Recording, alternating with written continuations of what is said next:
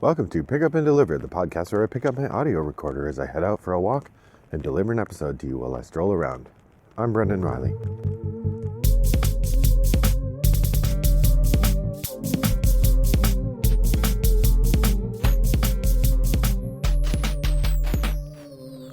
Well, good morning, listeners. It is a crisp but very nice day here in suburban Chicago. I'm taking a walk as a little work break on my work from home day, and I thought I would record a podcast for you.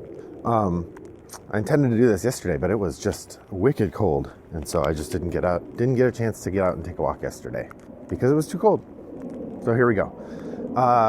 It is time to finish up my roundup of games from Thanksgiving. That's right, it is time for Shooting from the Hip Triple Shot.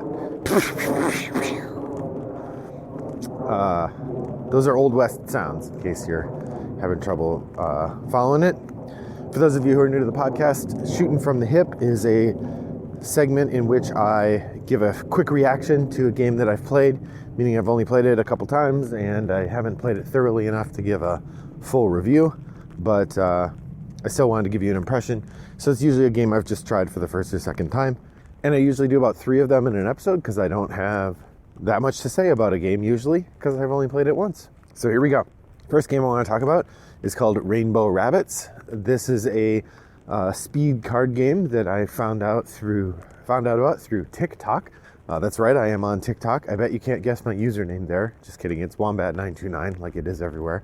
Yeah, so there is this person, Becky. This is her first name, I don't know her last name, but she is the designer and self-publisher of Rainbow Rabbits. It's a game that I've seen her sort of talking about her journey in self-publishing, and I've seen it played a couple times and heard it was fun, and it's not very expensive, so I ordered a copy. She was very nice when she sent it. She threw in an extra expansion and some stickers, which is one of the fun things about ordering directly from the publisher. Sometimes they'll do that.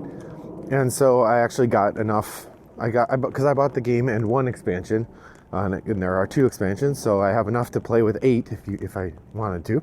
And the way the game works, you have a deck of cards that's got, I think, 2 or 3 sets, maybe 3 sets of cards that have your rabbit pictured on it. And they're all these cute little rabbits, and the expansions have other animals like toads and sheep.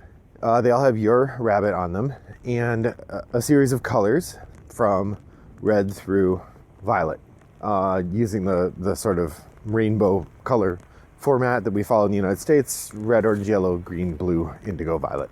And you have 3 sets of those in your hand, or in your deck, and you shuffle them up so that you have a mix of those. And then the game is played as a speed game.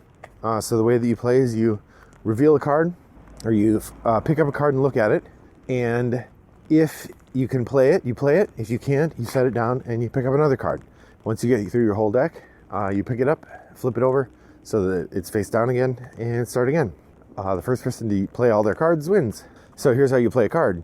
If your card is red and there are between 0 and 2 piles in the middle of the table, you can start a new pile. In other words, you can't have more than 3 piles. If the card is any of the other colors, you may play it on one of the piles if the preceding color in rainbow order is at the top of the pile. So for instance, once a red card is on the table in a pile, then someone else could play an orange card on that red card. And then someone else could play a yellow card on that orange card, then a green, blue, and indigo, and a violet. Once you hit violet, then you slide that stack of cards off to the side and start a new one when somebody has a red card come up. It's a very simple game, certainly easy to teach, but really fun, as many speed games are, because a big part of it is just being quick and jumping. There's lots of fun moments when you're landing cards right in front of somebody else's cards, and it's just a really good time. Yeah, if you get a chance to check it out, you can Google Rainbow Rabbits game and you'll find it online. I think she's changing the name of it to Rainbow Bunny Bop because the name Rainbow Rabbits is a trademarked name, and she's having to license that, and she doesn't want to. So new name, no trademark violations. If you get a chance to play, try it out. It's pretty fun. That's Rainbow Rabbits. All right, the next game up is called Rolled West. Rolled West is a game I got at a sale. I think I paid $5 for it. It is a flip and write from Daniel Newman, recently of New Mill Games, who made the Science and Seance Society, and I think he designed that one, and I think Tony Miller designed Rivet Heads, but they work together. Rolled West is a roll and write version of a game inspired by Gold West, which is a Alex J. Kevern game, and I've always enjoyed his games. They have really interesting scoring conditions, but they often don't click with my family for whatever reason. So that's one where I've played a couple of his different games, and they've never ended up at my family. He made World's Fair 1883, and he made Sentient, which was one I really liked, but didn't click with my family. So Gold West, a bit of Alex J. Kevern, a bit of Daniel Newman. In this game, you are prospectors in the Old West, and you're building up your mining empire, I guess, through 3 different mini games. The mini games are you're prospecting different kinds of mines, copper, silver, and gold. You are building buildings in a town, and you are delivering those different minerals to people across the West. So those are the 3 different ways that you might do things. The way that you play is you're going to roll 4 dice, and they give you a result in either gold, silver, copper, or wood. You pick one of those 4 dice to set aside, and that die becomes the terrain type for the turn. And the terrain type determines what kinds of mines can be built. And then you can pick 1 die to keep from your turn, and you write that up at the top in this little resource box. So you can keep either 1 wood, 1 copper, 1 silver, or 1 gold, depending on what was rolled. And then you can spend the dice that you rolled and any materials you have saved up on advancing one of those 3 mini games. So the mining mini game at the bottom, basically there's 3 tracks. There's the copper, silver, and gold mines, and whichever terrain type was set aside by the player whose turn it is, that terrain type is the mine that you can build down at the bottom, and you build that mine by spending wood. So you have to either have rolled wood if it's your turn, or you have to have saved up wood. And 1 wood will let you build a camp, two wood will let you build a camp and a settlement along this track. And at the end of the game, there are bonuses for having gotten the farthest along each of the 4 tracks or 3 tracks, and having the most mines or settlements in those tracks. So that's one of the things. The second way you could spend your copper, silver, or gold is by delivering those. Oh, that's the only way to spend wood. So the copper, silver, and gold you could spend by delivering those resources to the market using these stagecoaches along the top. And there's a stagecoach for copper, a stagecoach for silver, and a stagecoach for gold. You spend it to mark off spots along that route, and you get points. If you're the first person to a specific spot along one of those routes, you get more points than if you're the second, but both the first, or than if you're one of the others. And then you get extra points again for getting to the end first. And then the city part, there's a grid of, I think, 9 city spaces, each one of which provides an end game scoring situation. And you activate that for yourself by spending the right combination of coins. So spending a silver and a copper will let you mark off one of them, or a silver and a silver would let you mark off a different one, and so on. When you mark it off, you're the person who built that. No one else can. Everybody else has to cross it off. They don't get to build it.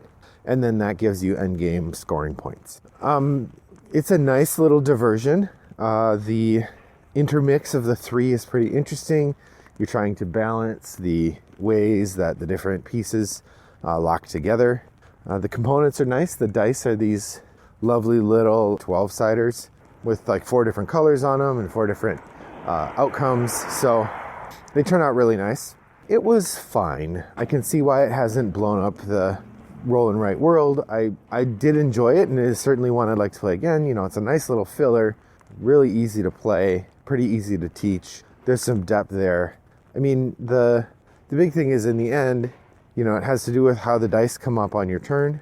I didn't mention, when it's not your turn, you get either on one of your opponent's turn or on the other opponent's turn, you get to take 1 resource to keep as well. So you're going to get one extra resource in between each of your turns. So that becomes a reason to watch what people are doing, a reason to kind of make choices that you make. I like that part. That's a clever innovation and a good way to keep you involved during other people's turns. There's also lots of sort of racing to get to a thing before somebody else gets to it. So that part is pretty good. That said, it's definitely it's a nice filler. Probably if I were having to rate it on the Board Game Geek scale, definitely in the 6 range. A very pleasant game, nothing I'm going to go way out of my way to play. I'm glad to have it in my collection, sure, and it's a nice one. It'll be a nice one to pull out occasionally. Also, just because of the randomness of the dice and the limitations of the choices you have with them, it feels a bit constricted in terms of the level of control you have, but it's hard to know from one play. So that's Rolled West, Daniel Newman, worth trying if you get a chance. All right, the third game I want to talk about today is a new one from Iello, I-E-L-L-O is the company. This is called Khôra, Rise of an Empire. I confess that I missed the name of the designers. I believe this game used to be themed around something else, but I don't know what that was. I remember hearing that somewhere. The theme is that you are one of 5 early Greek city-states, and you are building your empire toward success. The game, so basically the way the game is played, you have a number of different tracks that represent different kinds of resources that your society has, citizens and military and glory, and there are a number of places that you can track the development of your civilization, and there's different kinds of tokens that represent exploration and knowledge, and you have these cards, these politics cards that represent different ways to score points. All of the actions of the game are driven by these 7 cards that you have, numbered 0 through 6, that allow you to take actions based on these dice. So at the beginning of the game, you have 2 dice. If you advance on one of your culture track enough times, I think 4 times, then you can get your 3rd die. And at the beginning of each round, you're going to roll the dice, and you can place one of your action cards next to each of the 3 dice that you rolled. Now, the number at the top of the action card, numbered 0 through 6, determines how much strength or whatever you need to use to use that card. And the higher the number, obviously the better roll you have. So if you have a 6, you can play any of the cards. If you rolled a 1, you can only play one of either the 0 or the 1 card next to that die if you don't want to pay for it. And the way the paying works is you have this citizens track, and you have to spend the difference in citizens in order to play the more expensive cards. So if you want to play a 5 and you rolled a 1, you have to spend 4 citizens. Okay. You can have up to 15 citizens at the beginning of a round. You're allowed to go above 15, but at the end of the round, if you're still above 15, your marker drops to 15. So once you've chosen your actions, everybody rolls and chooses at the same time. Then the actions are executed in ascending order. So everybody who picked 0, they all do their action first. Then everybody who picked 1 does their action, then 2, 3, 4, etc. If you pick number 4, that part is something everybody has to do together, take turns doing, because you are taking tokens from a central board and there's only one of each token. So you have to take turns doing that. Everything else is not in turn order, or it doesn't matter the turn order for the rest of the actions. One of the actions allows you to play these, like I said, these politics cards, which provide special bonuses whenever you do things. You build a kind of engine. It also provides you end game scoring conditions, which obviously give you points at the end of the game for having reached specific goals. And then different tracks will allow you to interact with the game in different ways. One of the big ones that we discovered on this first play was that the military track, which allows you to explore and get these knowledge tokens, also is the primary thing that's affected by the event cards. So there are a deck of 14 event cards. I think all but one of them in our game was based around having the most military in the game. And it turns out there are 5 out of the 14 that don't have to do with military. It's just we got a bad shuffle, or a good shuffle, depending if you had lots of military. Once you've done all those cards, then the round ends and you move on to the next round. You play 7 rounds. At the end of the 7th round, whoever has the most victory points is the winner. Khôra, it's an interesting game. There's lots of little systems going on, and it feels like some of those systems could be really fun. But overwhelmingly, it felt like playing a spreadsheet to me, and not in a real good way. I mean, because so much of what you're doing tracks these resources that are marked with tokens which go up and down these tracks. When you're playing, it really just feels like you're moving these tokens up and down in order to get other tokens and meet these scoring conditions. Occasionally, some of the politics cards felt thematic, and some of the events felt thematic. But overall, it did not feel like running a city-state. The theme was really absent in favor of the mechanisms, which was this resource management engine building thing. But it's even hard to call it engine building. I mean, there were politics cards that you could get that would allow you to create an engine of sorts. But you didn't really have control over which politics cards you got. I mean, when you had a turn where you got politics cards, you would draw a couple, and then you would discard one and keep one. Now, I will say there was one thing we did not do that the game does suggest you do, which is to draft your initial hand of politics cards, which I can see in retrospect would absolutely allow you to develop that initial engine or goal to start the game. We did not do that because we're all new to the game, so we had no idea what would be a good card or what wouldn't be a good card, and we decided just dealing out cards to each player made more sense than trying to draft and having one person just potentially get all the good cards by, well, whatever. Drafting a hand in the first game never really makes much sense to me. I wish that they had put little indicators in the corner. I mean, I think any game where you draft a hand to start the game should steal the Res Arcana / Wingspan method of teaching the game, which is you have a set of cards that have a tiny little mark in the corner, and as far as the designers are concerned, are a pretty balanced starting place. And each person gets the hand of cards with the little number in the corner that all match. And so you're starting off with a sort of preset balanced experience. Yes, you're a little more railroaded in your choices then, or a little more nudged because the cards you have already aim toward a thing, but you have a better chance of assembling a system that makes sense and getting an idea for what the game can be. The art on the cards is very nice. The image on the cover of the box is very nice, but ultimately Khôra was a miss for me, and a pretty big miss. There are a couple people at the table who said they liked the game. I thought it was fine. I enjoyed my time playing it, but if I don't ever play Khôra Rise of an Empire again, I won't mind. Probably if somebody got it out and said, hey, I really want to play this, sure, I'll play that with you. But it would be as much for the enjoyment of the friends as it would be for the game itself, which I found pretty unremarkable. Which doesn't feel great to say, but that's what it is. That's where it was for me. Have you played any of the games I talked about today, Rolled West or Rainbow Rabbits or Khôra Rise of an Empire? If so, head over to Board Game Geek Guild 3269 and let me know your experience with those games. Maybe you found the secret sauce that made Khôra Rise of an Empire amazing. Maybe you don't understand Rainbow Rabbits because you've never heard of Roy G. Biv, the red, orange, yellow, green, blue, indigo, violet order, which we discovered must have been added to public school curriculum sometime between when my mother-in-law was in school and when we were, because we discovered that a lot of older people were not familiar with that order. And it's hard to play a speed game when you have to constantly keep looking at a thing to tell you what the next card in the sequence is. So that was an interesting discovery. Or you could reach out to me by email, Brendan@RattleboxGames, or direct message on Board Game Geek. Wombat929 is my username there. I'd be happy to play an asynchronous game with you on Board Game Arena or Boitaju or Yukata.de. Again, my username, Wombat929. Thanks for joining me on my walk today. I hope that your next walk is as fun as mine was. Bye-bye.